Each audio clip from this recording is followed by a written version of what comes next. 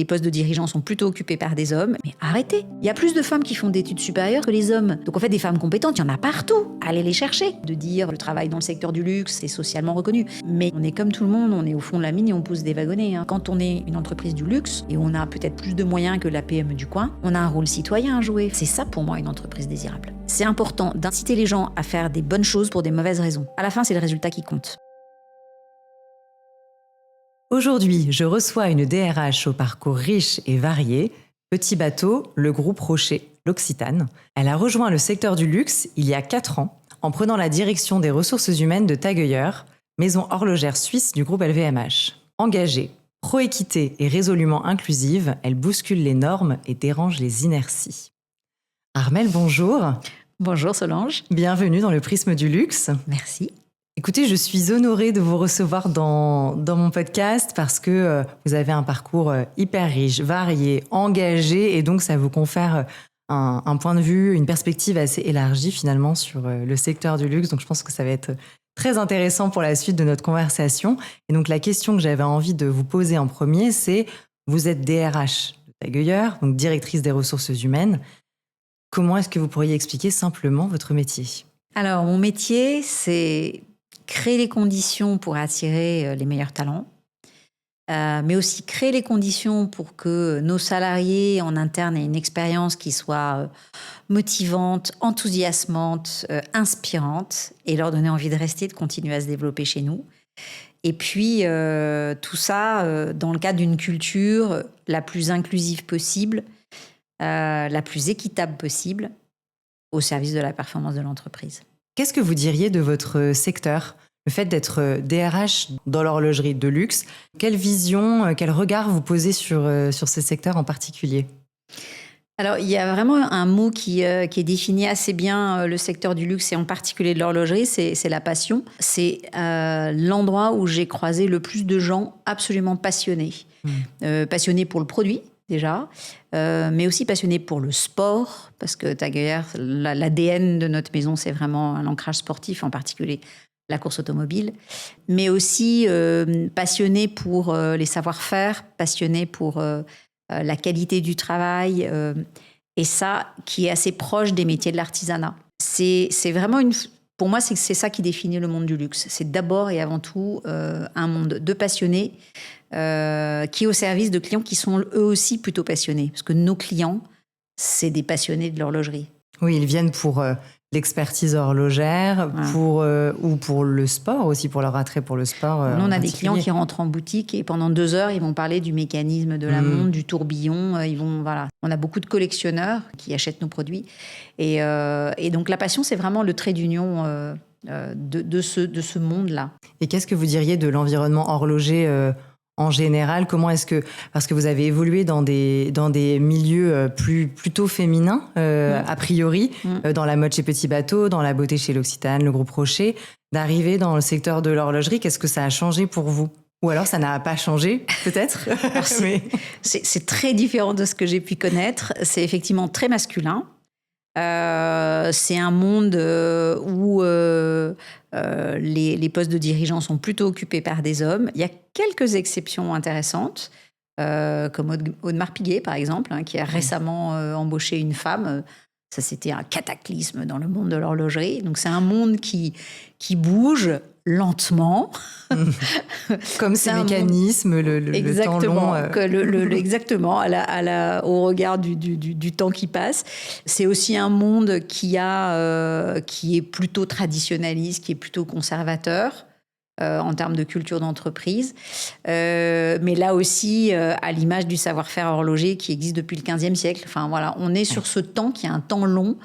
Et ça, c'est très différent de ce que j'ai pu connaître ailleurs. Oui, j'imagine, effectivement. Et comme vous êtes quelqu'un de très engagé, vous bousculez un peu les lignes. C'est ce que je disais en introduction. Ouais. Qu'est-ce qui fait de vous une DRH aussi engagée? Parce que lorsqu'on est DRH, il y a effectivement une forme d'engagement, mais ce qui émane de vous, c'est un engagement fort qui m'a l'air beaucoup plus holistique que ça. Qu'est-ce qui fait de vous une DRH aussi engagée aujourd'hui? Bah, de toute façon, moi, je fais mon travail avec la personne que je suis. Je sais pas faire autrement. Je suis une seule et même personne. Et un de mes grands sujets, c'est la diversité et l'inclusion au sein du monde du travail. Mon énergie, je la mets au service de construire une culture inclusive. Euh, et effectivement, c'est pas un hasard. Moi,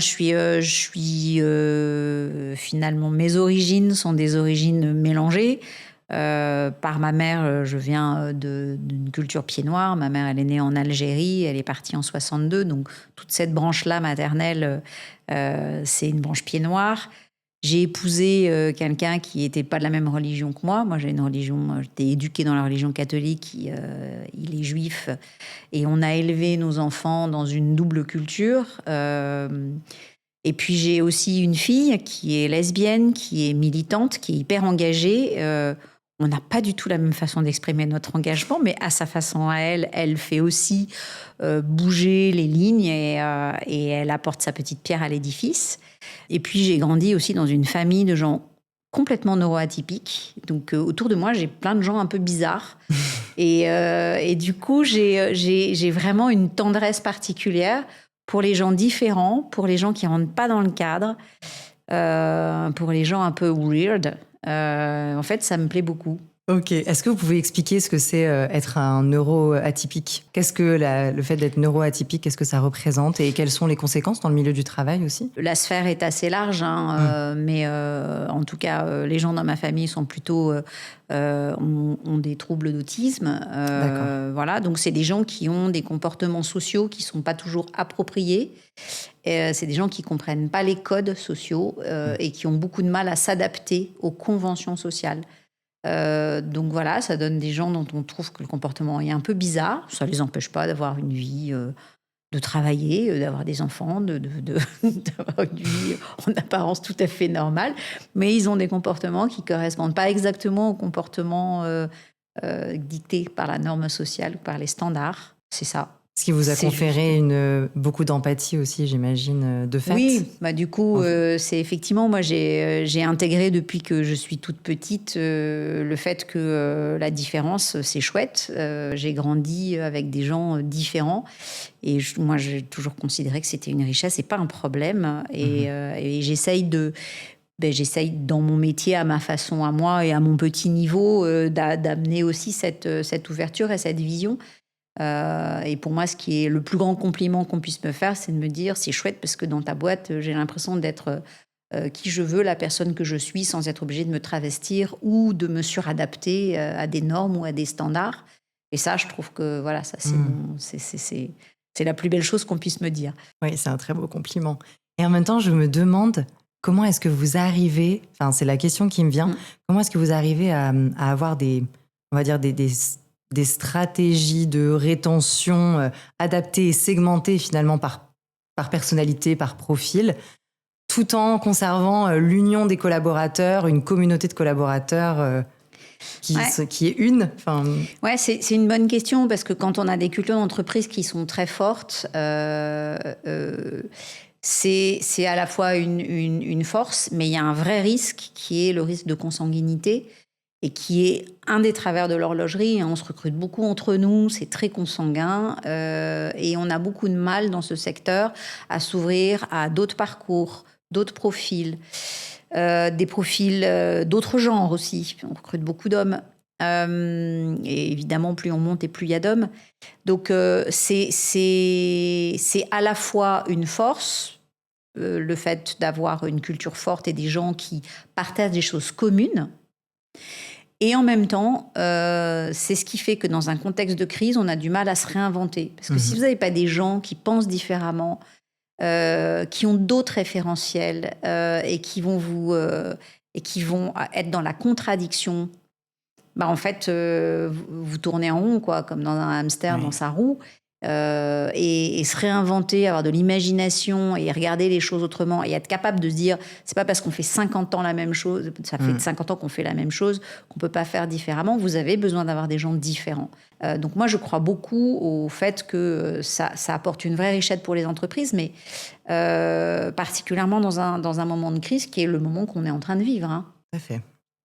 Eh ben, on va s'éloigner des crises et repartir plutôt sur... on y reviendra, mais repartir sur votre parcours, votre carrière, pour pénétrer un petit peu davantage dans toutes les étapes structurantes qui ont façonné votre carrière. Je vais vous proposer un quiz qui est le quiz signature du podcast. Donc, c'est le quiz Prisme. 6 questions pour les 6 lettres de Prisme. Alors, la première question sur votre parcours, un moment pivot ou une rencontre clé dans votre carrière. Un moment pivot, c'est quand j'étais chez l'Occitane et qu'on a mis en place le congé parental de 6 mois pour le premier parent et de 4 mois pour le deuxième parent, parce que c'était une mesure inclusive destinée pas simplement aux couples hétérosexuels, mais aussi aux couples homosexuels, pour toute forme d'enfants, que ce soit par adoption, par subrogation, etc. Ce congé-là, on l'a mis en place au niveau mondial, donc c'était global, ça s'adressait à l'ensemble de nos marchés, la Chine, les Amériques, l'Europe. Il s'adressait donc à toute forme de couple, et c'était hyper innovant, parce que ça, c'était il y a maintenant 5 ans en arrière, et on a été le premier groupe de cosmétiques à mettre en place... ça existait dans le monde de la tech, mais dans le monde de la cosmétique, on était les premiers à mettre en place un congé qui était global et qui était surtout équitable et qui transcendait les législations. Parce qu'aux États-Unis, c'est 2 semaines, un congé maternité, et en Norvège et en Suède, c'est entre 6 et 12 mois. Donc, oui, alors que là, on fait le grand écart. Donc nous, l'idée, c'était vraiment de créer un congé parental qui soit équitable, qui soit le même pour tout le monde. On a mis 2 ans à le mettre en place, mais... Pour moi, ça a été un moment fondateur parce que je me suis dit à ce moment-là que je pouvais avoir un impact sur la vie des gens. Je pouvais vraiment transformer la vie des gens à un moment clé, charnière, qui est le moment où on attend un bébé et le moment où on l'accueille.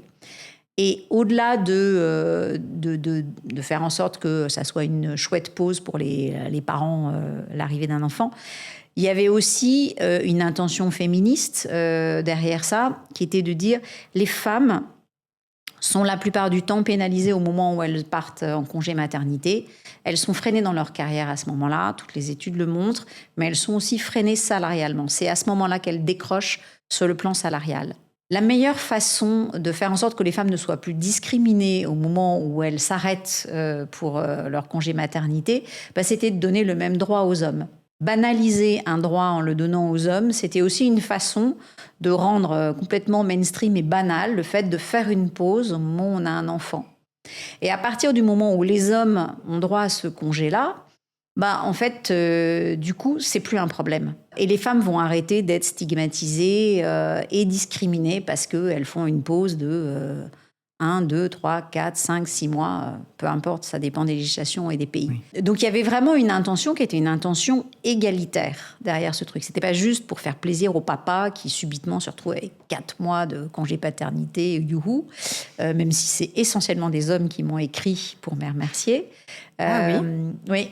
Oui, absolument. Ouais, pour me dire, mais merci. Et certains avaient déjà eu des enfants. Un premier enfant où il s'était arrêté, en l'occurrence, là, c'était en Suisse, c'était 1 semaine, le congé paternité à l'époque. Et les gens m'ont dit, mon deuxième enfant, j'ai eu 4 mois. Ça a complètement transformé ma relation avec mon bébé. Et surtout, on a vécu ça à 2. C'est-à-dire qu'on s'est relayés tous les 2 pour se lever la nuit et donner le biberon. On a fait les choses à 2. Et pour mon épouse, ça a été un game changer incroyable. Et donc, l'idée, c'était vraiment ça, au-delà de faire plaisir au papa, c'était vraiment de faire en sorte que les femmes ne soient plus discriminées en disant, finalement, ce droit, il est pour tous. Et du coup, en tant qu'hommes, ça permettait aussi de créer une forme d'empathie, c'est-à-dire qu'eux-mêmes allaient connaître les affres de je suis en pause, je ne suis pas toujours sûre de retrouver mon travail après, parce que c'est aussi ça la vie de certaines femmes.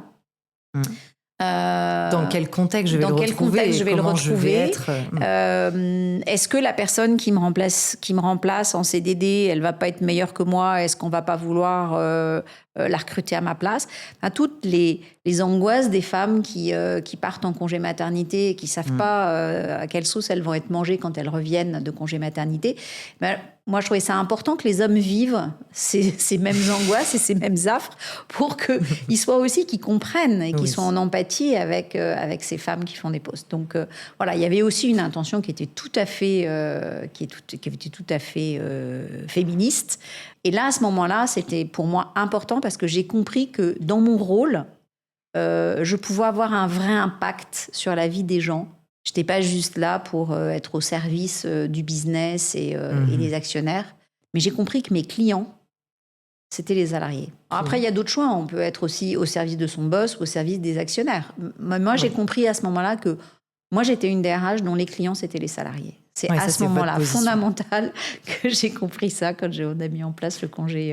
Alors, je l'ai fait avec une équipe incroyable de gens passionnés qui étaient prêts à soulever des montagnes pour que ça soit possible. Et ça a été possible grâce à l'équipe que j'avais à l'époque et qui a été ultra moteur. Et qu'est-ce que vous avez rencontré comme obstacle? Parce que vous disiez justement que ça a pris 2 ans. J'imagine qu'il y a des freins réglementaires comme c'était un projet global. Qu'est-ce qu'il y avait d'autre comme freins? Est-ce que c'était en interne ou bien c'est le temps de... Alors, bizarrement, convaincre l'actionnaire, ça a pris, 3 minutes 30. C'était lui qu'il fallait convaincre. Le COMEX était déjà acquis à la cause. Je leur avais parlé individuellement, mais ils étaient très en soutien. Les résistances, ça a été les patrons de pays. Et notamment en Asie, où c'était pas du tout dans la mentalité. Les gens comprenaient pas. Ils me disaient, mais pourquoi tu veux faire ça? Mais c'est complètement con. Mais les gens, ils demandent pas. Voilà. Donc, il y a eu beaucoup de résistance. Et du coup, la façon de vaincre ces résistances a été de leur dire, prenez votre temps. On ne vous demande pas au 1er janvier de tout mettre en place. On vous laisse 2 ans. Voilà. Et donc, ce temps-là, il a été nécessaire pour petit à petit faire changer les mentalités, les accompagner, etc. Donc, des mesures qui sont vraiment radicales et innovantes, c'est important d'embarquer, mais surtout d'accepter qu'il puisse y avoir des temporalités différentes d'un pays à l'autre. D'accord. Au Japon, le changement, c'est long, ça prend du temps. Aux États-Unis, c'est rapide. Il n'y a pas eu de mystère, hein. On l'a mis en place tout de suite en Europe, parce que les politiques étaient déjà assez favorables. On l'a mis en place très rapidement aux États-Unis, parce que les Américains, ils sont rapides dans les changements de mindset. Et puis en Asie, ça a pris 2 ans, particulièrement au Japon. Et est-ce qu'à la fin, les salariés japonais étaient convaincus par cette nouvelle mesure? Est-ce que vous avez opéré quelque part une espèce de transformation sociale, finalement, en ouvrant l'esprit là-dessus, ou pas du tout, parce que culturellement... Pour être très, très honnête, le poids, les conventions sociales sont tellement fortes au Japon que pour un homme, prendre un congé paternité, c'est pas possible.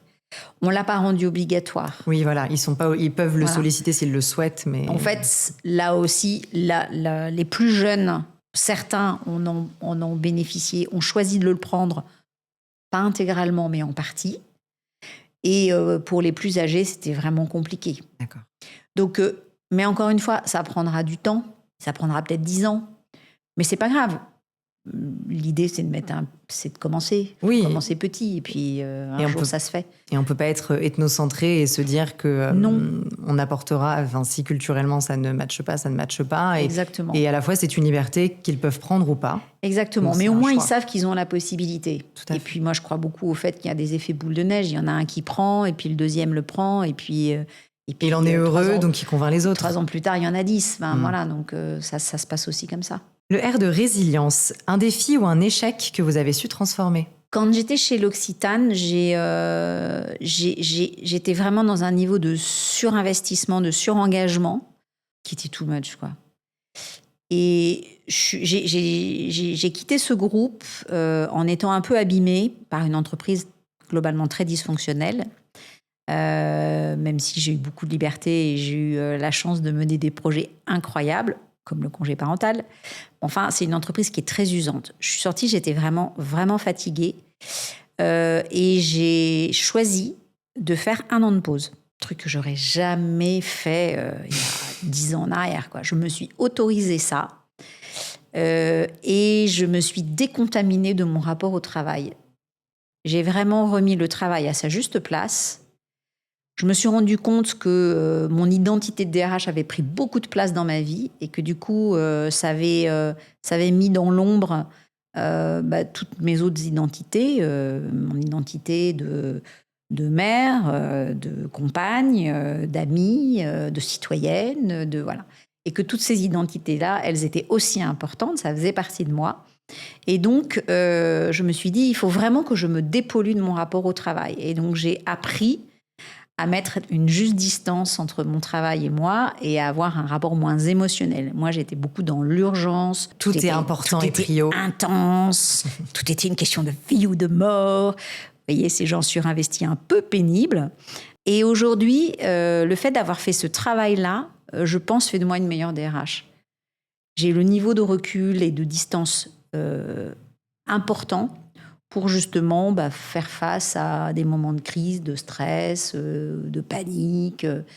Je pense que ça m'a beaucoup aidée en tant que personne, mais aussi en tant que professionnelle. Je pense que je fais mieux mon métier aujourd'hui. Mais comment vous avez fait pour vous détacher et remettre le travail à sa juste place ? 1 an de pause, déjà, c'est pas mal, ça aide pas mal. Oui, mais en fait, c'est 1 an de pause, ça dépend de ce qu'on en fait. On peut s'arrêter et être dans une tristesse abyssale, dans une déprime. Enfin, c'est difficile d'en sortir. Donc, quelles ont été vos clés à vous pour réémerger ? Est-ce que ça a été des lectures ? Est-ce que ça a été un coaching ? Un sport qui vous a permis de tout rééquilibrer et remettre les piliers à leur place ? Non, en fait, j'ai réinvesti plein d'autres champs. Je me suis investie sur le plan associatif. J'ai fait énormément de randonnées. Je suis partie sur les chemins de Saint-Jacques-de-Compostelle. J'ai rencontré plein de gens qui ne travaillaient pas dans le monde économique et notamment des gens qui travaillaient dans le monde des ONG, des associations, pour aussi comprendre l'économie sociale et solidaire. C'était quoi ? J'ai rencontré des gens formidables. J'ai jamais fait autant de rencontres que pendant cette année. J'ai passé beaucoup de temps avec mes amis, avec ma famille. Et franchement, je me suis fait profondément plaisir. Et quand la réalité économique m'a rattrapée, parce que je ne suis pas rentière, donc il va bien falloir qu'à un moment donné, je me remette à travailler, j'ai réintégré le monde économique, mais complètement dans un autre état d'esprit. En fait, vous vous êtes rendu disponible. Ouais, c'est ça. Le I de Insight Métier. Qu'est-ce qu'on ne vous a jamais dit quand vous avez accédé à ce poste, mais que vous auriez vraiment aimé savoir ? Alors, moi, j'avais des tas de stéréotypes sur le monde du luxe, que c'était des gens snobs, arrogants, imbuvables, avec des divas partout, qu'il y avait des moyens à n'en plus finir, qu'on avait des équipes énormes, des moyens illimités. Eh bien... Bonne surprise, non. Il y a plein de gens très simples qui, comme vous et moi, qui sont des gens tout à fait accessibles, humbles. Mais aussi, je me suis rendu compte, et ça, j'aurais bien aimé qu'on me le dise, que les équipes sont très light, qu'on n'a pas des moyens illimités et qu'on compte ses sous, en fait. Donc, même dans le monde du luxe, la réalité économique, elle est là. Et j'avais complètement fantasmé les moyens que j'aurais. Et je me rends compte que j'ai beaucoup moins de moyens que ce que j'avais imaginé, et puis encore moins que ce que j'avais avant. Alors que j'arrive dans un monde qui, a priori, est un monde très riche. Que nenni. Oui, on compte ses sous aussi. Mais c'est un peu aussi, ça me fait penser à la distinction entre client et collaborateur. C'est pas parce qu'on travaille dans le secteur du luxe qu'on en est client. Donc on a une vision très opulente du luxe, mais ça veut pas dire que c'est all-in sur tous les budgets. Que c'est open bar. Et que c'est open c'est bar. Pas du tout open bar. Ça, oui, on me l'a pas dit. Merci. Alors le S de scan, une tendance que vous avez repérée dans le luxe ou dans les RH ? Alors plutôt dans les RH. Il y a 2 tendances qui sont vraiment de nature très différente. La première tendance, c'est autour de la flexibilité au travail. Aujourd'hui, c'est vraiment devenu la nouvelle monnaie, la flexibilité. C'est aussi important pour les gens qu'on recrute que l'argent. c'est au même niveau. C'est considéré comme un avantage social. Et la flexibilité, c'est pas que le home office, hein. Enfin, c'est pas que le télétravail. La flexibilité, c'est aussi la possibilité d'organiser ses horaires comme on veut. C'est aussi la possibilité de travailler depuis l'étranger quand on en a besoin. C'est aussi, je sais pas, sur les mois d'été, faire 4 jours par semaine sur les mois d'été. Enfin, il y a plein de formes de flexibilité, mais c'est aussi le congé parental, qui est aussi une forme de flexibilité. C'est la possibilité de faire du temps partiel. C'est tout ça. Et aujourd'hui, pour moi, un des enjeux qu'ont les entreprises, c'est vraiment de réinventer leur modèle, les façons de travailler, et de réinventer ces modèles-là pour que la flexibilité, qu'on offre des modèles de flexibilité qui répondent aux aspirations de nos salariés. Particulièrement les gens qui ont été embauchés post-Covid, qui n'ont connu que le télétravail. Pour eux, ce retour en arrière où on revient à tout le monde au bureau, c'est inenvisageable. Alors que c'était un acquis. Alors que c'était un acquis. C'était considéré comme un acquis social. Et on voit aujourd'hui que toutes les entreprises reviennent en arrière. Et pour cette population-là, donc des gens qui ont moins de 30 ans aujourd'hui, c'est inaudible. Certains ont déménagé à la campagne. Pour vous, quel est le bon modèle, le juste milieu entre beaucoup de flexibilité et en même temps être tous au bureau? Est-ce que c'est possible d'arriver à trouver un entre-deux? Est-ce que vous avez un exemple d'une entreprise qui l'a réussi? Alors, donc, moi, comme je vis en Suisse depuis longtemps, je suis la spécialiste du consensus. Oui, bien sûr qu'on peut trouver des modèles équilibrés, des modèles hybrides qui concilient à la fois le lien social, qui permet la créativité, qui permet aussi de créer un esprit de corps, de la solidarité, voilà, et de créer des liens. Et en même temps, de répondre à ces besoins de flexibilité. Ça existe. Alors, j'ai pas de modèle d'entreprise qui soit arrivé à des choses très harmonieuses. J'ai pas forcément en tête. Je crois que toutes les entreprises tâtonnent un peu. Oui. On a quand même un énorme retour en arrière où le là a été donné par les grandes boîtes de tech comme Amazon ou Google, avec tout le monde au bureau du lundi au vendredi. Je pense qu'il faut qu'on remette le curseur un peu au bon endroit et qu'on arrive à trouver quelque chose qui soit harmonieux et qui soit équilibré. Et après, il y a plein de formes de flexibilité qui existent. C'est à chaque entreprise à trouver une forme de flexibilité qui colle avec le contexte. Et qui colle aussi avec les enjeux particuliers de l'entreprise. Il n'y a pas un modèle universel pour moi. Mais en tout cas, c'est dans les tendances et dans les questions sur lesquelles planchent les DRH, il y a celui-là. D'accord. Et évidemment, le deuxième sujet, c'est l'intelligence artificielle et l'impact sur nos métiers. Alors, pareil, là, on est encore en plein tâtonnement, on expérimente des trucs différents. Tout le monde en parle, mais en vrai, comment ça va impacter nos métiers? Je pense que personne ne sait. Aujourd'hui, il y a une espèce de fantasme dans la tête de nos dirigeants que grâce à l'intelligence artificielle, on va gagner énormément en productivité, on va économiser des coûts. Pour l'instant, c'est surtout des investissements. Ça coûte surtout beaucoup d'argent. Je pense qu'on ne va pas avoir le payback tout de suite. Mais en tout cas, j'ai une conviction, c'est qu'effectivement, ça va transformer nos métiers. On a des métiers intellectuels et l'intelligence artificielle va transformer nos métiers, et ça dans tous les domaines. Dans le domaine de la sélection des candidats, de l'assessment, dans le domaine aussi du développement des collaborateurs, mais même dans des modèles prédictifs, prévoir les gens qui vont partir, par exemple. C'est des choses qu'on va pouvoir faire, bien sûr. Il existe déjà des logiciels Oui, il y a déjà quelques innovations intéressantes d'entreprises qui ont monté des modèles qui sont des modèles prédictifs, qui se basent sur l'analyse de toutes les datas, c'est-à-dire qui prend toutes les datas et qui analyse les profils des gens qui sont partis en fonction de depuis combien de temps ils étaient sur leur poste, quel âge ils avaient, leur diplôme, leur background, leur profil.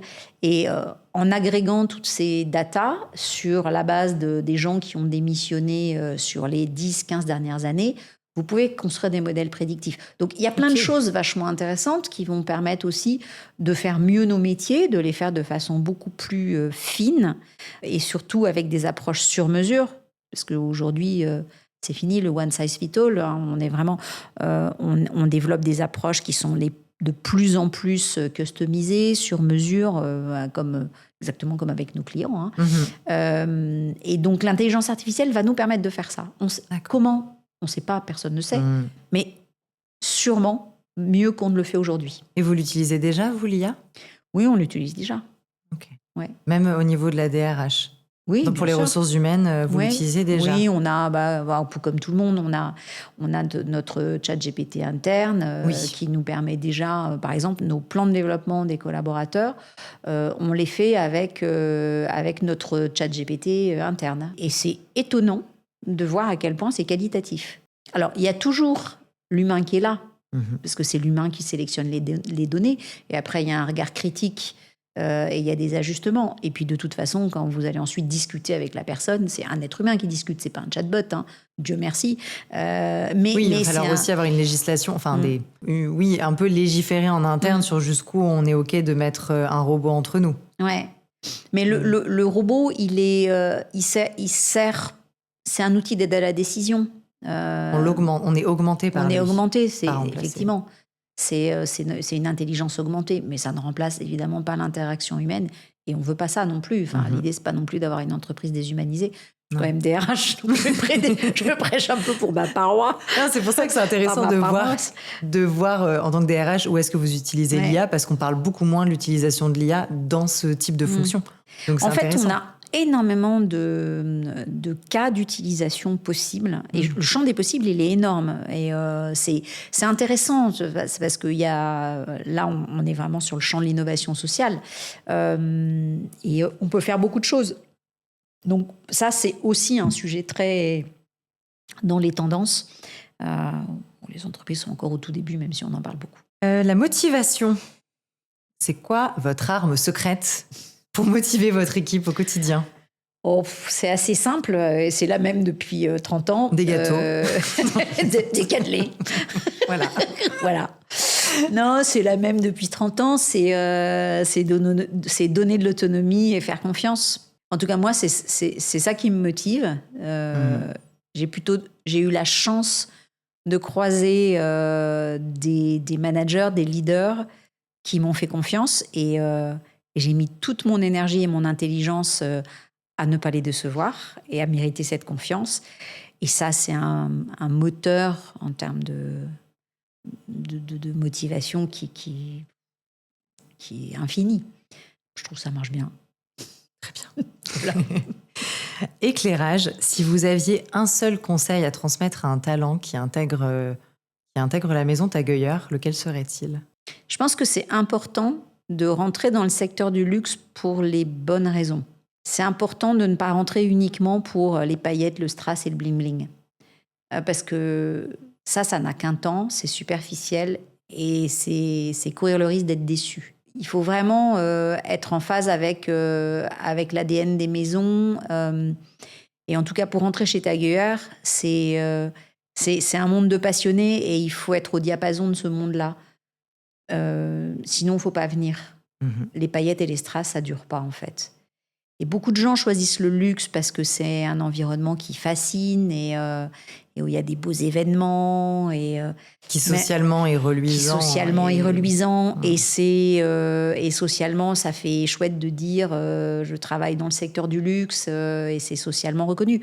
Mais il faut le faire pour d'autres raisons. Parce que on est comme tout le monde, on est au fond de la mine et on pousse des wagonnets. Hein. Enfin, voilà, il y a des réalités qui sont beaucoup moins drôles. Hein.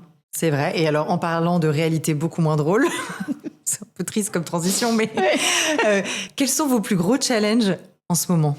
C'est comme toutes les maisons de luxe, c'est réinventer notre modèle pour faire face à la crise. On a un désamour des clients du luxe pour des bonnes raisons. Et donc, c'est à nous, entreprises du secteur du luxe, de prendre acte de ça et de retrouver un nouveau contrat avec nos clients. Et moi, j'ai peut-être l'illusion de penser, mais en tout cas, tant pis si je suis une utopiste, de penser que les entreprises du luxe vont devoir aussi se réinventer d'un point de vue environnemental, sociétal, social, et et peut-être travailler sur la dimension CSR qui doit être un des éléments stratégiques des entreprises de luxe. La désirabilité de nos maisons ne suffit plus. Je pense qu'il faut aussi qu'on soit des entreprises engagées, vertueuses, responsables vis-à-vis de l'environnement, responsables vis-à-vis de la société et de nos salariés. Et ça devient quelque chose d'incontournable. Et je pense que nos clients, ils n'achètent pas que des produits, ils achètent aussi ça. Et aujourd'hui, ça n'a pas toujours été le fer de lance des maisons de luxe. Ça devrait l'être aujourd'hui. Quand on vend des produits à forte valeur ajoutée avec des marges importantes, il doit y avoir ça. Ça doit faire partie du nouveau contrat. Oui, il doit y avoir l'aura. Enfin, il faut que cette aura reste autour du produit. Et donc, dans cette aura, il y a le storytelling, le rêve que l'on fait porter. Il y a les savoir-faire, mais aussi mais il y a aussi la dimension l'engagement responsable. En fait, on parle de culture d'entreprise, là. Ouais. Alors, il y a un sujet un peu marque employeur, marque commerciale, je pense. Il y a un chantier un peu comme ça. Justement, il ne devrait pas y avoir marque employeur, marque commerciale, mais une seule et même entité. Parce que si la culture est vraiment ancrée, partagée par tous, finalement, c'est quelque chose de cohérent et d'unique. Oui. Alors, c'est vrai qu'on oppose souvent marque employeur et marque commerciale pour une raison simple, c'est que ça ne s'adresse pas aux mêmes cibles. Maintenant, les talents qu'on recrute, ça peut être aussi nos clients. Et parmi nos clients, on peut avoir des gens qu'on va recruter. Donc, en réalité, les frontières, elles sont un peu poreuses. Donc, on ne peut pas avoir des discours qui sont complètement aux antipodes. Donc, c'est important d'avoir une marque employeur qui est quand même en lien avec notre ADN de marque commerciale. Et c'est vrai que nous, on travaille main dans la main entre mes équipes qui bossent sur la marque employeur et les équipes de communication. On travaille tout le temps ensemble. Tout ce qu'on poste, donc le média qui est le plus utilisé par le marketing, c'est Instagram. Nous, on travaille plutôt sur LinkedIn. Mais à la fin, on essaye de faire en sorte que sur le ton, sur les messages qu'on communique, sur ce qu'on raconte, c'est que ça soit cohérent. C'est pas la même chose, mais il faut que ça soit cohérent. Il faut que ça raconte le même univers. Il faut que les gens ils aient l'impression que c'est la même boîte, en fait. Oui, et pas qu'il y a une entreprise et une marque dans un magasin, en fait. Donc ça fait partie, finalement, des nouvelles exigences du secteur du luxe.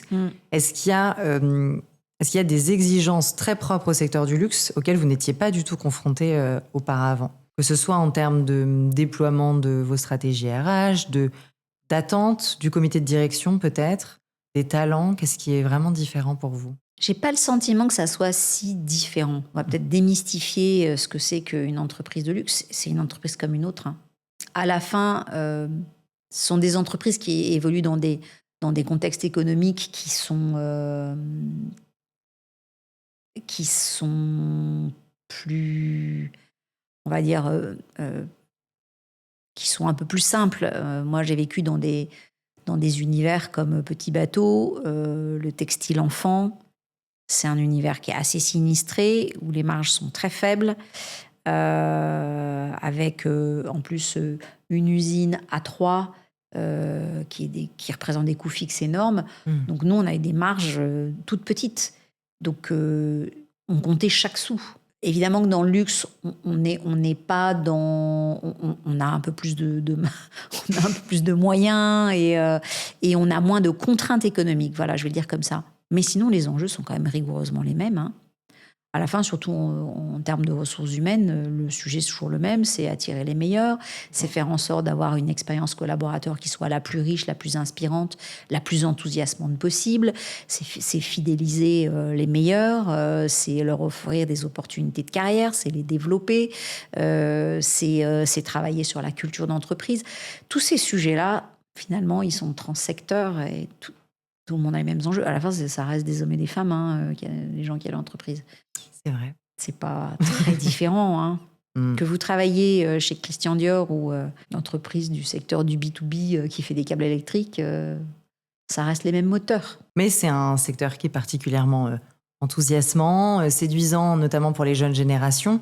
Enfin, il y a des études très récentes là, qui sont sorties qui nomment le luxe comme étant le secteur numéro 1 dans l'esprit des jeunes après le lycée pour faire leur carrière. Mais c'est également, on vient d'en parler, un secteur qui est en plein creux de la vague, qui est en train de subir une crise. Donc il y a beaucoup de jeunes diplômés très brillants, très intelligents, très enthousiastes, investis, qui postulent désespérément et qui candidatent en vain dans des maisons qui ne peuvent pas recruter en ce moment. Qu'est-ce que vous leur diriez à tous ces jeunes talents qui galèrent en fait dans leur candidature ? Alors, ne désespérez pas, parce que d'abord, des entreprises dans le secteur du luxe, il y en a quand même beaucoup, et il y en a beaucoup en France. Donc, ça prend évidemment plus de temps aujourd'hui, parce qu'effectivement, il y a un certain nombre de maisons qui ont gelé les embauches. Mais ça va revenir. Donc, il ne faut pas désespérer, il faut s'obstiner. La deuxième chose, c'est que c'est important de peut-être ne pas avoir peur de rentrer par la petite porte. Moi, j'ai connu ça quand je suis arrivée sur le marché du travail en 1993, donc a long time ago. C'était le début de la crise des jeunes diplômés. On avait jusqu'à présent les gens qui étaient diplômés d'une école de commerce et qui sortaient sur le marché de l'emploi, ils trouvaient un job en moins de 3 mois. Et encore, 3 mois, c'était parce qu'ils avaient fait un tour du monde et Bon. Et à l'époque, moi, je me souviens, j'ai été frappée de plein fouet par la crise qui touchait les jeunes diplômés. Et je suis rentrée en CDD. J'ai remplacé une fille qui était en congé maternité. Voilà. Je suis rentrée par la petite porte. Puis bon, voilà, après, ça s'est transformé en CDI. Mais je crois qu'il ne faut pas hésiter à revoir ses prétentions et à prendre n'importe quel job qui permet de rentrer dans le monde du luxe. Puis après, on fait ses preuves. Et puis ça, voilà. Et si on n'arrive pas à trouver, parce que les CDD sont aussi très courus de par la précarisation de certains contrats aussi avec certaines maisons, qu'est-ce qu'on peut faire qui pourrait enrichir son CV pour ensuite rentrer dans un groupe du luxe ? Est-ce que, par exemple, la voie de la grande distribution, c'est intéressant parce qu'on voit plein de dirigeants qui arrivent de la grande distrie dans le luxe ? Est-ce que ça, c'est une recommandation que vous pourriez faire ou pas ? Alors, je pense que une des expériences qui est vraiment apprenante pour le secteur du luxe, c'est l'expérience retail. Le retail et la vente. Si les gens n'arrivent pas à rentrer dans le secteur du luxe directement, faire le pas de côté et rentrer dans une enseigne qui fait du retail, quelle qu'elle soit, ça c'est de l'expérience. C'est de l'expérience qui est vraiment apprenante. Aujourd'hui, allez, 80% dans notre groupe, 80% du réseau de distribution, c'est des boutiques. C'est des boutiques en fonds propres. Donc, on parle toujours des métiers du luxe parce qu'on est centré sur le produit. En réalité, un des trucs aussi importants, c'est la distribution. Et la distribution star dans le groupe LVMH, c'est le retail. Donc, apprendre les métiers du retail pour ensuite frapper à la porte d'un groupe de luxe, ça, c'est, à mon avis, un truc malin. Très bien. Il y a de plus en plus d'écoles maintenant qui imposent finalement, qui l'imposent. Il y en a qui le subissent au début et en fait, ils en sont très heureux. Enfin, moi, j'ai eu des étudiants dans ma classe, ils avaient tous un stage de vente. À Noël, ils devaient tous faire plusieurs semaines en tant que vendeurs et ça a créé, ça a suscité chez eux plein de questions. Ça a créé aussi quelques révélations de passion pour ce métier-là, de voir que, en fait, vendeur, ça existe comme mot, mais c'est une espèce d'ombrelle au-dessus de tellement de métiers différents dans une même boutique. Parce qu'on peut être responsable CRM, responsable expérience client, directeur de la boutique, sur le floor, runner, dans la logistique. En fait, il y a plein de métiers différents au sein du retail. Et moi, j'ai vu des parcours de gens qui étaient diplômés, Bac+5, et qui commençaient comme vendeurs sur le floor, et puis qui ensuite devenaient adjoints, responsables de boutique. Et puis un jour, ils switchent sur du merchandising, ou ils passent au marketing, ou ils passent à la communication. Et en fait, c'est des parcours qui sont extrêmement riches et extrêmement intéressants. Et le jour où ils accèdent à des fonctions plutôt de communication ou de marketing ou de CRM ou de digital, ils connaissent la réalité terrain, ils sont 10 fois plus crédibles que les autres. Donc eux, quand ils expliquent un truc, ils connaissent la réalité, ils parlent le même langage que les gens qui sont sur le store, ils ne sont pas déconnectés. Donc moi, je trouve que c'est des choix qui sont en fait très malins et très riches. Alors maintenant, je vais laisser la parole à un jeune talent qui avait une question pour vous. Bonjour, je suis Arthur, je suis étudiant en 2e année de master en marketing à Sciences Po. Lorsqu'on intègre le secteur du luxe, nous sommes rapidement amenés à manager des équipes. Afin d'y être préparé, j'aimerais savoir quelle était l'erreur managériale la plus courante que vous observez dans votre métier et quels conseils donneriez-vous afin de l'éviter? Alors, particulièrement chez les jeunes managers, c'est le micro-management. Le truc horrible que détestent les salariés. Donc, en général, quand on est jeune manager, on est flippé à l'idée que les équipes fassent les choses moins bien que soi-même. Donc, on a tous tendance à vérifier, contrôler, revérifier, rata-vérifier, et c'est insupportable pour les gens. Et donc, mon conseil, c'est ayez un parti pris de faire confiance aux gens. Après, si vous vous rendez compte à l'usage que les gens ne savent pas faire, vous pouvez toujours mettre en place un management plus de proximité pour que les gens... Voilà. Mais faites confiance a priori. Ça, c'est une bonne posture managériale. Et en plus, ça permet... c'est une posture reposante. Et contrôlez plutôt le résultat final qu'à chaque étape du process. Voilà. Foutez la paix aux gens. Partez du principe qu'ils sont capables. Si vous l'êtes, ils le sont aussi. Ils ont un cerveau comme vous. Et résister au micromanagement, c'est très démotivant pour les gens. Oui, c'est un très bon conseil. Effectivement, la posture managériale de se dire cette personne a été recrutée en partie par moi, parce que j'imagine en tant que manager, j'ai peut-être validé ce recrutement. Elle est compétente. Par la direction, donc il a les compétences. Donc je pars du principe que je lui fais confiance. Ouais. C'est vrai qu'en termes de mindset, ça change beaucoup de choses déjà, j'imagine. Ça change des choses. Et puis surtout, moi, c'est le fameux droit à l'erreur. Bien sûr que les gens peuvent se planter. So what? Je connais aucune boîte qui a coulé parce qu'un collaborateur, un jour, avait fait une connerie. Donc, c'est pas grave, en fait, que les gens se plantent. Et en général, quand ils sont plantés, je peux vous assurer qu'ils oublient jamais et ils refont jamais deux fois la même erreur. Sauf quelques cas pathologiques qui répètent en permanence les mêmes erreurs, mais ceci est une autre histoire et ça se gère autrement. Mais la plupart des gens ne font pas deux fois la même erreur. Donc, mais bienvenue aux erreurs. Donc, laissez-leur faire des erreurs. Si vous voulez absolument les materner, les coucouner, les babysitter pour éviter qu'ils se plantent, en fait, vous ne leur rendez pas service. Ça, c'est difficile quand on est un jeune manager d'accepter ça et d'être dans cette posture-là. Et oui, c'est la posture délicate du middle management. Ouais. Mais donc, il faut que la direction octroie ce droit à l'erreur aussi pour que les middle managers se sentent libres de laisser cet espace autour de... Moi, je ne sais pas si c'est... Alors, bien sûr qu'il y a des cultures d'entreprise qui donnent un peu plus le droit à l'erreur et qui créent les fameuses safe places dans lesquelles les gens ont le droit d'expérimenter et donc de se tromper. Mais à son niveau, il n'y a pas forcément besoin d'attendre que ça vienne du haut. À son niveau, en tant que manager, on a l'espace. On a surtout le pouvoir de laisser cette liberté-là aux gens. Et puis, si les gens se plantent, vous prenez sur vous la responsabilité de la connerie. Vous êtes payé pour ça quand vous êtes manager. C'est vrai. Donc, résistez aussi à la tentation de dire « Ah ouais, c'est vrai, chef, j'ai fait une erreur, mais c'est Tartampion dans mon équipe, tu sais, il est trop nul. » Non, c'est prendre la responsabilité sur ses épaules, en fait. Donc, c'est une posture qui demande un peu de courage, mais qui est très payante. Oui, mais c'est du courage. Il faut avoir du courage pour être manager. C'est pour ça que ça doit être aussi un choix. Oui, c'est ça. Et on n'est pas obligé d'être manager. En fait, on peut faire des carrières formidables dans les entreprises sans avoir besoin de manager des équipes. C'est pas un truc indispensable. Puis c'est beaucoup d'emmerde, de manager les équipes. Donc c'est pas forcément une fin en soi. Faut être câblé pour ça. Faut avoir envie. Faut être intéressé par les gens. Ouais. Sinon, faites autre chose. Il faut avoir envie de mettre les autres en lumière aussi. Oui, alors ça, c'est aussi un truc difficile. Non. C'est toujours un truc difficile, surtout pour les gens qui sont en début de carrière et qui ont encore besoin de se rassurer sur le fait qu'ils sont compétents, de faire leurs preuves, d'être reconnus, qui ont beaucoup besoin d'être eux-mêmes dans la lumière. Je trouve que la posture qui consiste à se mettre dans l'ombre et à mettre les projecteurs sur son équipe, à mettre en lumière ses équipes, c'est une posture qui est très difficile pour les jeunes managers. J'ai rencontré peu de gens qui étaient capables de faire ça au début. D'accord. En général, après un certain nombre d'années en tant que manager, on a moins besoin d'être dans la lumière. Mais au début, c'est difficile.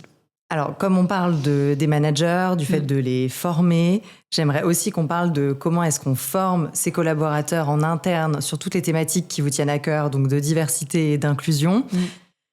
On entend souvent des formations très théoriques, enfin, ou en tout cas on peut les vivre en entreprise. Souvent c'est ultra théorique, c'est ponctuel, donc c'est un peu saupoudré par-ci par-là. Donc je pense que ce qui est intéressant avec le projet que vous allez nous partager, c'est de voir comment est-ce qu'on peut faire prendre vie à ces thématiques en interne. Donc vous allez nous partager un projet qui est Inspire Inclusion, que vous avez mené récemment. Est-ce que vous pouvez nous en parler un petit peu plus? Comment est-ce qu'est né ce programme? Est-ce qu'il est né d'une alerte, d'un besoin que vous pressentiez? Alors, la genèse du projet, donc c'était il y a 2 ans et demi. Il y avait eu un grand sondage qui avait été fait auprès de nos collaborateurs dans le monde sur qu'est-ce qu'ils pensaient de la culture inclusive de TAG. Et en fait, on s'est rendu compte, moi je venais juste d'arriver, qu'il y avait des fortes attentes pour plus de diversité, pour construire une culture plus inclusive, et pas simplement portée par les gens des US qui ont une sensibilité particulière, mais vraiment par tout le monde. Donc on a à ce moment-là, moi j'ai créé le poste de responsable diversité et inclusion, que j'ai confié à quelqu'un dans mon équipe qui a pris le sujet à bras le corps, et on a construit un projet d'entreprise qui s'intègre dans la stratégie de l'entreprise autour de la diversité, l'équité, l'inclusion. Donc, on a défini une stratégie, des objectifs en matière de représentativité de genre, en matière de représentativité culturelle. On a embarqué le comité exécutif. Donc, il y a eu tout un travail qui était fait d'abord avec le CEO plus le comité exécutif. Et puis, assez vite est arrivé sur la table comment est-ce qu'on acculture les gens à cette notion d'inclusivité. Et surtout, comment est-ce qu'on équipe nos collaborateurs pour être dans des postures d'alliés face à ce sujet-là? On sait que dans les entreprises, de façon non intentionnelle, il y a plein de micro-agressions sur les sujets. Il y a plein de micro-agressions qui touchent un certain nombre de nos collaborateurs qui se sentent discriminés. C'est des petites choses, mais à force, accumulées, ça finit par devenir assez lourdingue. Donc, ce qu'on a fait, c'est qu'on a fait appel à tous nos collaborateurs en leur disant « Est-ce que vous avez assisté ou est-ce que vous avez vécu, est-ce que vous avez subi ces phénomènes de micro-agression, de situations de discrimination ? Est-ce que vous pouvez témoigner de ça ?» Donc, on a collecté, mais partout dans le monde, plein de faits réels, de cas réels qui s'étaient passés dans l'entreprise, qui n'étaient pas des trucs horribles, mais qui étaient des situations vraiment problématiques de discrimination et où, la plupart du temps, les gens qui avaient assisté à ça étaient désarmés et n'ont rien fait et ont laissé faire. Donc, on a collecté tous ces cas et on a monté un workshop d'une journée qu'on appelait Inspire Inclusion, bâti sur ces cas réels. Et on a fait travailler l'ensemble de nos collaborateurs sur OK, si vous aviez assisté à ça, qu'est-ce que vous auriez pu faire? Ce workshop-là, il avait vraiment pour vocation de faire prendre conscience à nos collaborateurs qu'on peut toujours avoir une posture d'allié, quel que soit son niveau de responsabilité dans l'entreprise. On a tous un rôle actif à jouer. Et donc ce workshop, il a été, je souligne le truc parce qu'il a été 100% designé en interne par la responsable diversité et inclusion et la responsable du learning, qui l'ont ensuite co-animé partout dans le monde auprès de l'ensemble des catégories de population, partout dans nos usines, dans nos boutiques. Tout le monde l'a eu, cette formation-là. Et l'idée, c'était vraiment de créer aussi un langage commun, de sensibiliser les gens à certaines notions comme les micro-agressions, comme la notion de privilège, donc de faire de la culturation, de la pédagogie, pour que tout le monde ait aussi un vocabulaire commun et qu'on parle le même langage. Et basé sur des expériences vécues. Et basé sur des expériences concrètes. C'est-à-dire que les gens ne pouvaient pas dire... Oh non, mais ça va, ça n'arriverait jamais chez nous. Si, en fait. On parle de situations qui sont arrivées chez TAG. Donc, ça a donné vachement de crédit à cette formation. Et dans les situations de harcèlement, si on est dans un bureau et qu'on voit une tension dans l'équipe avec différents niveaux hiérarchiques, comment est-ce qu'on peut intervenir selon son niveau de responsabilité et de pouvoir ? Là aussi, il y a plusieurs façons d'intervenir. On peut soutenir la personne qui est harcelée ou discriminée. Ça, c'est déjà une posture vachement importante. Et la soutenir, comment est-ce qu'on fait si il y a des moments dans certaines entreprises ou dans un calendrier un peu intense où on peut se crier dessus parce que ça arrive malheureusement, ou alors il y a des personnes qui sont sans arrêt, elles, mises à l'écart dans des réunions. Enfin, il y a plein de situations comme ça qui relèvent effectivement du harcèlement.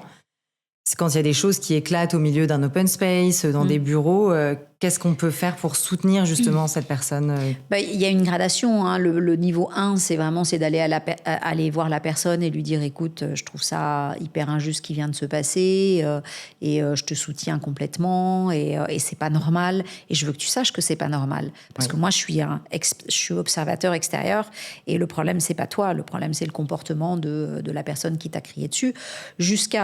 Là aussi, il faut avoir un certain pouvoir dans l'entreprise, aller voir le manager en question et lui dire « En fait, ce qui vient de se passer, c'est pas du tout OK, quoi. Ce que tu as fait, c'est pas du tout normal. Et ça, et je te demanderais d'arrêter de faire ça parce que nous, ça nous met tous mal à l'aise. Donc ça, on peut le faire, par exemple, avec un collègue, jusqu'à dénoncer ça au plus haut niveau. C'est le principe des lanceurs d'alerte. Hein. Donc, il y a plein de gradations, en fait. C'est-à-dire que les gens... face à la dénonciation d'une situation problématique, ils voient tout de suite le lanceur d'alerte. Mais non, il y a plein de gradations.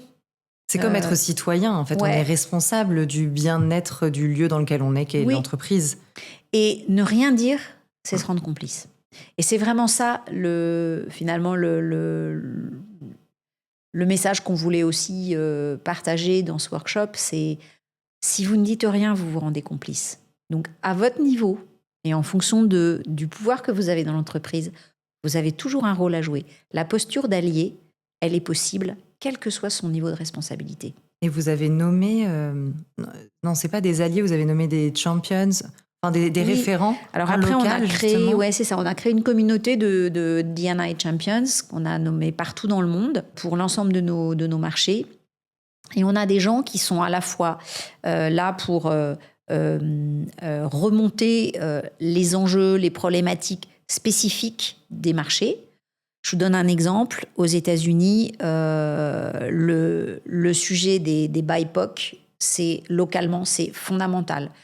Si vous ne définissez pas une politique D&I qui tienne compte de cette minorité ethnique, vous passez à côté du sujet. Mais ça ne parle pas aux Chinois, ça. Le sujet des Chinois, c'est plutôt comment est-ce qu'on fait en sorte de faire coexister 4 générations au travail, qui ont un rapport au travail qui n'a absolument rien à voir. Entre les gens qui ont connu la fin de l'époque Mao et puis la génération qui arrive aujourd'hui au travail, c'est plus du tout la même approche. Donc leur enjeu à eux, c'est de faire arriver à coexister 4 générations qui ont des mindsets et des façons d'appréhender le travail de façon différente. Donc en fait, d'un pays à l'autre, les contextes, les enjeux ne sont pas les mêmes. Donc nos D&I Champions, ils nous remontent aussi la diversité, la pluralité des enjeux diversité-inclusion. Et puis après, c'est aussi des super courroies de transmission pour déployer tous les programmes globaux qu'on met en place à ce sujet-là et pour être des relais de communication auprès des collaborateurs. Parce que pour les gens, c'était important, c'est ça qui est remonté dans le sondage qu'on a eu, c'était important que la direction générale prenne le sujet à bras-le-corps, soit vocale, se positionne, soit engagée. C'est vraiment the tone from the top. C'est ça qu'attendaient nos collaborateurs. C'est qu'il y ait une vraie prise de parole sur ces sujets-là, un engagement qui a été fait. Donc voilà. Bon, après, c'est un long chemin, bien sûr, semé d'embûches. Ça ne change pas du jour au lendemain. C'est un sujet qui s'est invité dans l'agenda de l'entreprise alors que ça n'y était pas jusqu'à présent et c'est déjà pas mal. Oui, et vous mettez des actions en place. Tous les niveaux d'hiérarchie sont impliqués, tous les pays, tous segments confondus, tous métiers confondus. Et justement, ce que je trouve toujours difficile avec ces formations, c'est qu'on a un peu l'impression qu'on nous livre quelque chose. On a un petit leaflet ou un petit livret avec voilà comment faire. Les 12 and don'ts. Les 12 and don'ts, bon. Mais le fait, inspirant. Voilà, c'est pas inspirant. Le fait d'avoir un référent et aussi pendant la formation d'avoir des situations réelles auxquelles on peut s'identifier et d'avoir, en fonction de son niveau de pouvoir ou de hiérarchie, quel est notre seuil d'intervention, qu'est-ce que je peux faire, c'est des outils beaucoup plus concrets. Parce que par exemple, quand on est stagiaire et qu'on a peur de dire qu'un truc va pas, mais en même temps on le sent. Mais comme personne dit rien, on se dit bah non mais c'est moi. Ouais. Et puis petit à petit on intègre comme ça ces micro-agressions en fait. Parce Exactement. que Et ça devient une forme de norme et Oui. qui fait que les gens n'osent plus rien dire parce qu'ils ont l'impression que c'est socialement la norme, le standard. Et c'est contre ça qu'on lutte, justement, pour que les gens arrêtent d'intérioriser ça comme étant quelque chose de normal et d'acceptable. Donc les dénoncer, c'est aussi une façon de dire non, ça n'est pas normal. Et c'est pas vous le problème. C'est ce qui est en train de se passer. Et est-ce qu'il existe une charte que vous faites signer J'ai déjà vu ça, moi, avec en faisant des partenariats avec certaines entreprises. Il y a des chartes RSE où on explicite les comportements qui sont OK, pas OK. Comme ça, tout le monde a signé la même chose et tout le monde s'engage de la même manière. Oui, alors on a des chartes qu'on fait signer à tout notre écosystème de sous-traitants sur à la fois du comportement, donc effectivement anti-harcèlement, non discriminatoire. Donc on a des chartes. Après les chartes, moi je suis pas une fan, il en faut. Il faut être hyper lucide sur le fait qu'on s'achète quand même beaucoup une bonne conscience. Et qu'on signe sans... Ce qu'il faut, c'est vérifier que c'est suivi des faits, quoi. Sinon, alors justement, comment est-ce que vous auditez, alors pas forcément sur vos partenaires ou vos sous-traitants, mais plutôt en interne, comment est-ce que vous avez pu auditer l'impact de cette formation, la mesurer en termes de KPIs ? On est en phase de certification d'un label qui s'appelle EDGE, qui est un label mondial qui certifie les entreprises en matière de diversité, d'équité et d'inclusion. Donc on est en pleine audit en ce moment. C'est une démarche très complète. Donc il y a à la fois un questionnaire où on recueille l'avis de façon anonyme de nos collaborateurs sur est-ce qu'ils pensent qu'ils sont dans une culture inclusive ou pas, est-ce qu'ils pensent qu'ils sont dans une culture qui favorise la diversité ou pas. Donc ça, c'est un peu le niveau 0. Et puis on le refera dans 2 ans et on verra comment on a évolué. Donc ça nous permet aussi de mesurer les progrès qu'on fait. Et puis eux, ils passent au crible toutes nos pratiques. Comment on recrute. Est-ce que dans nos recrutements, systématiquement, on présente dans les shortlists de candidats une égalité en termes de genre, autant d'hommes que de femmes? Comment est-ce qu'on paye les gens? Est-ce qu'il y a des écarts salariaux à responsabilité équivalente entre les hommes et les femmes? Quelles sont les actions de formation qu'on fait?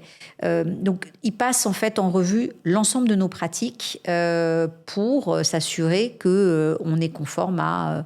on va dire les normes qui sont les normes d'EDGE qui sont très exigeantes. Et ça, pour nous, c'est génial parce que c'est un peu une étape 0 et ça nous permet de construire des plans d'action et de voir là où on a des actions correctrices à mettre en place et là où on est déjà bon. D'accord. Et vous avez une intuition ?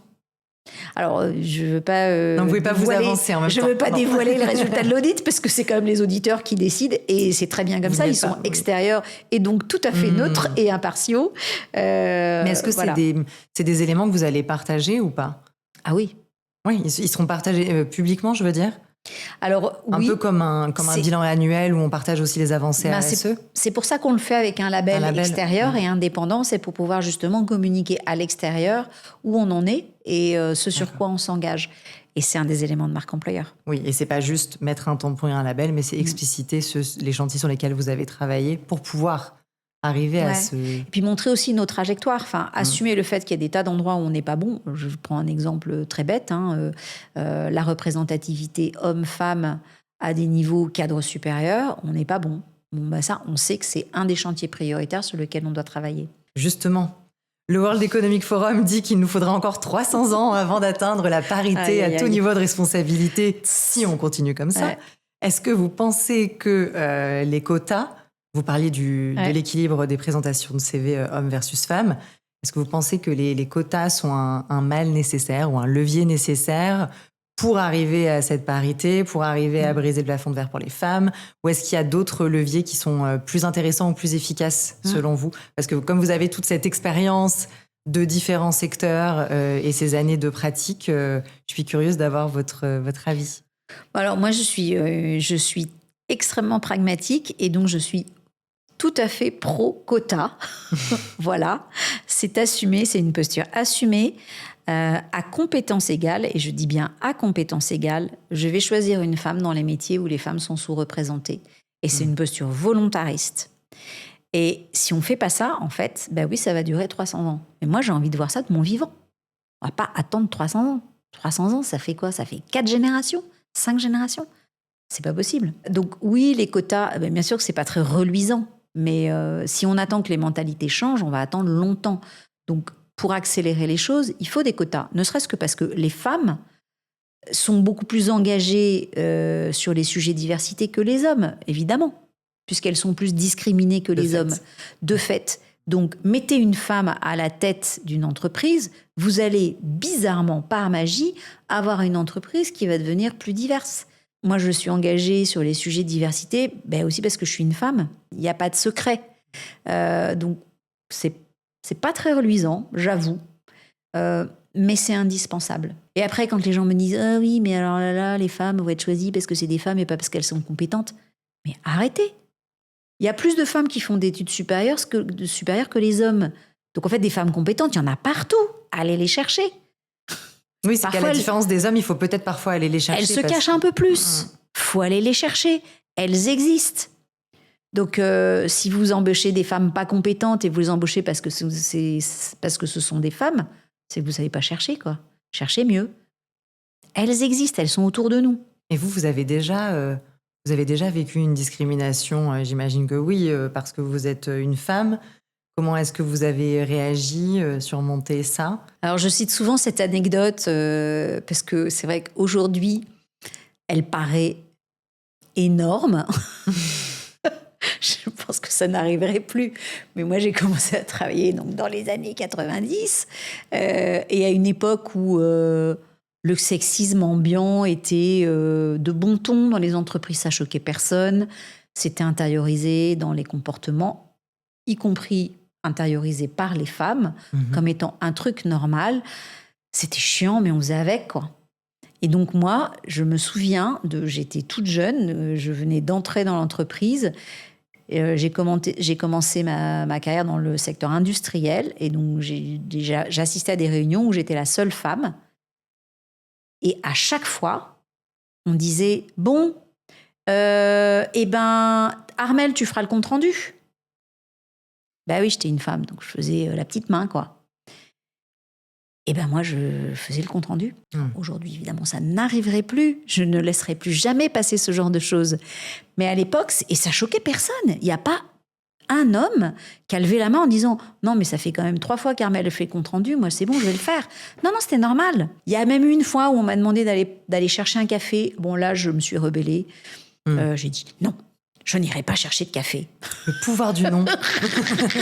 Et là, les gens m'ont regardé en mode « Oh, d'accord. » Et puis, on m'a foutu la paix. Mais donc, oui, bien sûr. Et c'est vraiment typiquement ce qu'on appelle les micro-agressions. On vous dit de faire un compte-rendu. Si je m'étais rebiffée, on m'aurait dit « Non, mais ça va. C'est pas non plus horrible. » C'est pas parce que t'es une femme qu'on te l'a demandé, en plus. C'est pas parce que t'es une femme, c'est parce que t'es la plus jeune. D'accord, tu es conscient que ça aussi, c'est une situation de discrimination. Donc bien sûr que c'est des micro-agressions. Mais quand ça fait 10 fois qu'on vous fait le coup, ça énerve. Voilà. Et donc, oui, bien sûr que je l'ai vécu. Mais vous en êtes relevé et merci de nous le partager. Je m'en suis Vous êtes relevé. Oui. Non, mais surtout, ce qui est après aussi privilège de l'âge, et parce qu'aujourd'hui je suis DRH et que j'ai un poste avec du pouvoir. Mais aujourd'hui, je ne laisse plus jamais passer ce genre de choses. Plus jamais. Ça, c'est... Et moi, mon conseil aux jeunes femmes, ne laissez pas passer ce genre de choses. Ne laissez pas, quels que soient les risques, et quelle que soit l'étiquette qu'on va vous coller, on s'en fout en fait, ne laissez pas passer. En fait, sinon, on alimente l'idée que c'est normal et il faut surtout pas. En parlant de conseils, quel conseil est-ce que vous avez pour des candidats en maison? Qu'est-ce que vous repérez comme erreurs les plus souvent commises pendant des entretiens? Et c'est une bonne question, ça. C'est une question que j'aime bien poser à mes invités parce qu'en fait, on a rarement l'occasion de parler avec des RH ou des DRH qui ont vu plein de candidats partout. Puis ceux qui sont de l'autre côté. Voilà, exactement. Du côté des gens qui s'ennuient quand il y a des entretiens où il n'y a pas boring. où il y a pas de ping-pong, par exemple, ne pas faire de réponses faire des questions trop fermées. Moi, les pires entretiens que je vis avec des jeunes diplômés, j'appelle ça les entretiens avec des discours valises. C'est-à-dire les gens qui vont vous raconter ce qu'ils pensent que vous avez envie d'entendre. Donc c'est tout lisse, ça n'a pas d'aspérité, ça manque cruellement d'authenticité. Et c'est d'un chiant. On s'ennuie à mourir. Mais ces gens-là, on n'a pas envie de les retenir. On se dit, mais s'il est aussi boring à la machine à café tous les matins... Non, mais il faut penser au fait que demain, le manager là, qui effectivement vous reçoit en entretien, il va passer ses journées avec vous, donc il a envie que vous soyez un peu sympa. Il faut des aspérités. Ouais. Faut des aspérités. Enfin, on recrute des personnalités. Donc, et après, je vois bien pourquoi les candidats font ça, parce qu'ils sont terrorisés à l'idée de déplaire et de pas dire le truc qu'il faut, ou de faire l'erreur, le faux pas. Mais arrêtez avec ça, quoi. C'est contre-productif. C'est des gens qu'on n'a pas envie d'embaucher. Et je parle en mon nom, mais il y a plein de DRH qui sont comme moi. Il y a envie d'avoir la petite lueur au fond de l'œil, quoi, le truc qui fait la différence, qui accroche. Est-ce qu'il y a un entretien qui vous a marqué ? Oui. Alors, je me souviens d'un candidat. C'est marrant, c'est une question à laquelle je n'avais pas réfléchi. Il y a un candidat, quand j'étais chez Petit Bateau, c'était un jeune garçon qui était jeune diplômé et qui était neuroatypique, justement, et qui, assez rapidement, dans l'entretien, m'a raconté le fait qu'il était neuroatypique, qu'il n'avait pas les codes, qu'il était... C'était quelqu'un passionnant, d'une intelligence redoutable, et qui est arrivé en disant, en fait, voilà, moi, ça fait partie de moi, je ne vais pas le masquer, je suis comme ça. Parfois, ça me met dans des situations vraiment difficiles, mais parfois aussi, j'ai une façon de raisonner, de voir les choses qui est différente des autres, donc peut-être je peux apporter aussi un regard différent. Voilà. J'ai passé 2 heures avec ce candidat, je l'ai trouvé absolument passionnant, j'ai voulu absolument le présenter au manager. L'histoire n'est pas si belle parce qu'au final, il n'a pas été embauché, parce que le manager, il lui a foutu la trouille, il n'a pas voulu prendre le risque. Ce candidat-là, je l'ai pas oublié. Et c'était il y a plus de 10 ans.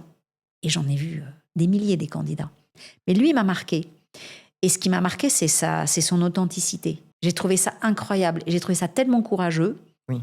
Et moi, j'avais qu'une envie, c'était qu'il rentre chez nous, quoi. Alors, s'il était rentré chez vous, par exemple, si le manager avait été dans le doute, mais que vous l'aviez convaincu de l'intégrer en disant « mais nous, on va t'aider à manager ce type de profil qui est un peu différent. C'est un challenge pour toi, finalement, en tant que manager aussi. Ça va être un enrichissement. » Comment est-ce que vous auriez pu accompagner ce manager ?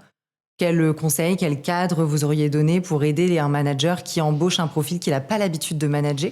Ouais, on aurait pu déjà lui donner 2-3 bouquins sur c'est quoi être neuroatypique. Vous en avez à recommander ? Alors non, malheureusement, j'ai pas de bouquin là qui me vient à l'esprit.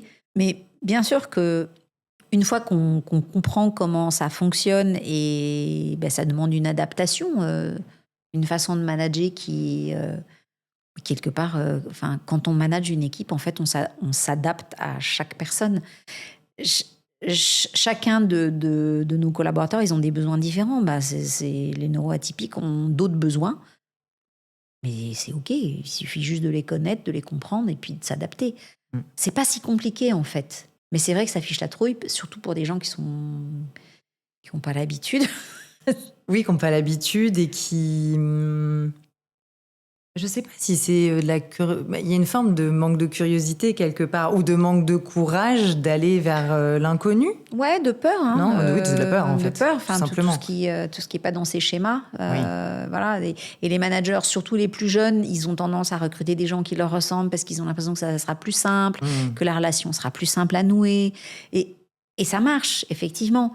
Mais sauf qu'à la fin, tout le monde pense de la même façon et on est dans le truc, dans le règne de la pensée unique. Et ça, c'est délétère pour les boîtes. Complètement.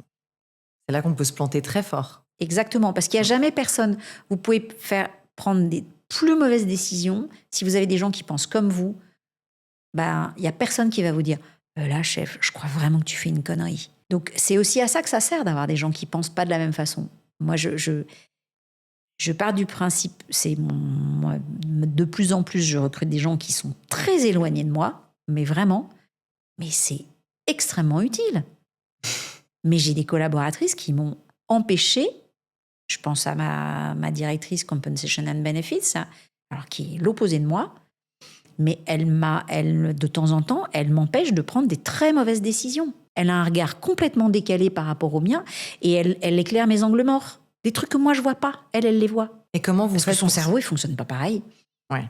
Comment vous le sentez, ça, pendant un entretien, la complémentarité? Est-ce que vous avez un peu des questions type qui vous aident à comprendre? Parce qu'il y a les questions très bateaux, les qualités, les défauts. Après, il y a des questions de... On pose plus ces questions-là depuis, Mais c'est terrible, depuis au moins 3 siècles. Malheureusement, si. Tous les stagiaires se préparent à ces questions parce qu'il y a encore beaucoup de gens qui posent les questions des qualités et des défauts. Au secours. C'est l'enfer. C'est l'enfer. Après, il y a les mises en situation. Comment est-ce que quelle est votre approche à vous dans les entretiens pour mener un entretien duquel vous savez que vous allez extraire la substantifique moelle qui va vous permettre de voir si vous serez complémentaire avec la personne ou c'est à l'intuition que vous le sentez? C'est un mélange de choses parce que l'intuition, c'est aussi la somme des expériences qui fait que les choses se connectent plus facilement dans le cerveau. Moi, la façon dont je gère des entretiens, c'est que d'abord, j'aime bien que les gens me racontent des histoires. Vous voulez être immergé comme un client. Ouais. En fait. Donc, je leur demande de me raconter l'histoire de leur vie, pas simplement leur vie professionnelle, leur vie tout court. Et ces parcours de vie, c'est à travers ces parcours de vie et ces témoignages qu'on peut arriver à comprendre la personne qu'on a en face de soi. Et puis l'autre chose, c'est que je fais des entretiens vraiment à la cool. Très informel. Moi, les recruteurs qui m'expliquent qu'ils vont réussir à avoir des choses quand ils mettent les candidats sous stress. Alors je dis, pardon, mais t'es devin, toi. Hein.